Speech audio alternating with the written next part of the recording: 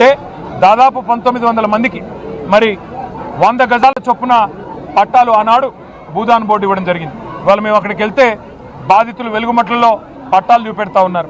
విచిత్రం ఏమంటే ఇవాళ ఆ పట్టాలు ఫ్రాడ్ అని చెప్పి, ఫోర్జరీ అని చెప్పి అధికారులు చెప్తా ఉన్నారు. కానీ ఆ 14లో పట్టాలు ఇస్తే ఎన్నో కేసులు పడ్డాయి హైకోర్టులో.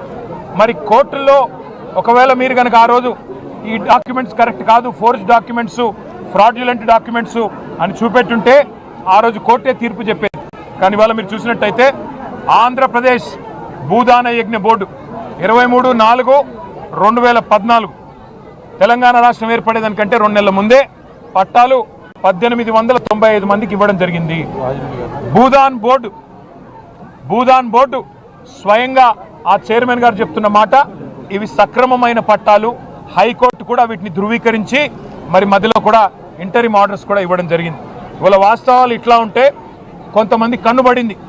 ఈ జిల్లాలో ఉన్న 3 మోసగాళ్ళు, 3 మంత్రులు అడ్డమైన మాటలు చెప్పి అధికారంలోకి వచ్చి ఇక్కడున్న డిప్యూటీ సీఎం గారు చెప్పారు, వాళ్ళు చాలా అందంగా కమల్ హాసన్ గారి కంటే గొప్పగా నటించి చెప్పాడు. ఏం చెప్పాడు? 6 గ్యారంటీలు తెస్తున్నాము, ఆ గ్యారంటీ కార్డులు భద్రంగా పెట్టుకోండి, 100 రోజులు భద్రంగా పెట్టుకుంటే 101వ రోజు మేము వచ్చి ఏదో పొడుస్తాము, మీకు ఇంటింటికి ఇంత ఇస్తాం అంత ఇస్తాం, సంవత్సరానికి 2,50,000 రూపాయలు ఒక్కొక్క కుటుంబానికి ప్రయోజనం కలుగుతుంది, ఒక్క 100 రోజులు ఆ కార్డును కాపాడుకోండి అని చెప్పి డిప్యూటీ సీఎం ఆనాడు సిఎల్పి లీడర్గా చెప్పారు. ఇప్పుడున్న పొంగులేటి శ్రీనివాసరెడ్డి గారు 6 గ్యారంటీల అమలు మా బాధ్యత, మేము మాట ఇస్తే మడమ తిప్పము అని చెప్పి ఆయన కూడా అరవీర భయంకరమైన డైలాగులు. అట్లాగే తుమ్మల నాగేశ్వరరావు గారు మాటలు ఊకదంపుడు ఉపన్యాసాలు ఇచ్చారు. 2.5 ఏళ్ల కిందట ఏ మాటలు ఇచ్చైతే మభ్యపెట్టి ఖమ్మం జిల్లాలో మరి ఓట్లు కొల్లగొట్టారో ఇవాళ అవన్నీ మర్చిపోయారు. ఇవాళ ఇందిరమ్మ రాజ్యం అంటే ఇల్లు కూలగొట్టడమే ఇందిరమ్మ రాజ్యమా? పేదవాడి హక్కులున్నా, పేదవాడికి వాడి దగ్గర మరి పట్టాలున్నా నోటికాడి ముద్ద లాక్కొని వాళ్ళను మెడలు బట్టి గెంటేసి మరి ఏదో శత్రు దేశం మీద దండయాత్రకి పోయినట్టు 4,000 మంది పోలీసులు పోయి వారిని రోడ్డు మీద వేయడమే, మెడలు బట్టి గెంటేయడమే ఇందిరమ్మ రాజ్యమా? అక్కడ ఉన్నదంతా ఎస్సీలు, ఎస్టీలు, బీసీలు, మైనారిటీలు, ఎవరు కూడా సంపన్నులు లేరు. పక్కనే విల్లాలు కట్టుకొని విలాసవంతంగా ఉంటున్న కాంగ్రెస్ నాయకుల మాదిరిగా అక్కడ ఎవరు సుసంపన్నులు ఎవరు లేరు. 100 గజాల్లో కొన్ని రేకుల షెడ్లు, కొన్ని గుడిసెలు, కొన్ని ఈ మధ్యన అప్పో సప్పో చేసి కట్టుకున్న ఇండ్లు, వాటిని కూల్చడానికి మీకు మనసెట్లా వచ్చింది అని జిల్లా మరి మంత్రులు నేను అడుగుతా ఉన్నా. మీరు ఇవాళ ఈ ప్రభుత్వం వచ్చిన తర్వాత ఒకటి గమనించండి, రాష్ట్ర వ్యాప్తంగా విధ్వంసమే తప్ప నిర్మాణం ఎక్కడన్నా జరిగిందా?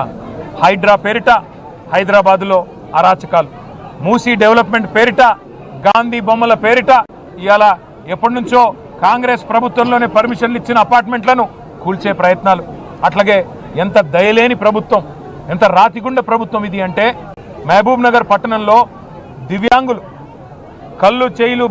కళ్ళు కనబడిన వాళ్ళు, చెవులు వినబడిన వాళ్ళు, కాళ్ళు చేతులు చక్కగా లేని వాళ్ళు దివ్యాంగులు 150 ఇండ్లు కట్టుకుంటే ఈ ప్రభుత్వం వచ్చినాక బుల్డోజర్లు పెట్టి వాళ్ళని కూడా కూల్చేశారు. లగచర్లలో గిరిజనుల భూములు లాక్కున్నారు. ఇదేనా ఇందిరమ్మ రాజ్యం అంటే? గిరిజనుల భూములు లాక్కోవడం, గిరిజనుల మాన ప్రాణాలకు హాని తలపెట్టడం, వారికి గౌరవం లేకుండా చేయడం, దళితులను ఇబ్బంది పెట్టడం, బలహీన వర్గాలను ఇబ్బంది పెట్టడం, చివరికి దివ్యాంగుల ఇండ్లు కూలగొట్టడం ఇందిరమ్మ రాజ్యం అంటే మొత్తం విధ్వంసమే తప్ప ఎక్కడన్నా నిర్మాణం జరిగిందా? ఆలోచించండి. నేను ఖమ్మం జిల్లా మంత్రులను కూడా ఒకటే అంటా ఉన్నా, మీరు మీ అధికార తొత్తులు మీరు ఎన్ని డైలాగులు కొట్టినా వాస్తవాలు వాస్తవాలుగానే ఉంటాయి. ఆ పట్టాలు ఖచ్చితంగా జెన్యూను. మీ పక్కన ఉండే దొంగలు కొంతమంది 3 రియల్ ఎస్టేటు వ్యాపారులు, వారి ప్రయోజనాల కోసం 3 మంత్రులు పనిచేస్తూ ఉన్నారు.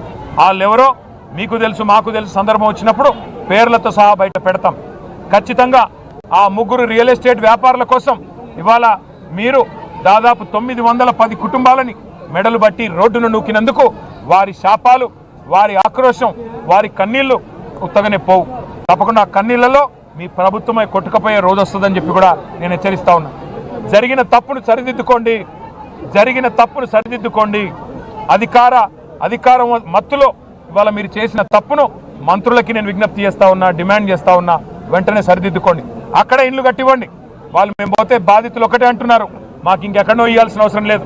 మాకు ఎక్కడికో పోవాల్సిన అవసరం లేదు, మాకు ఇక్కడే ఇల్లు కట్టివ్వండి, మాకు పట్టాలు ఉన్నాయి, మాకు సర్వ హక్కులు ఉన్నాయి,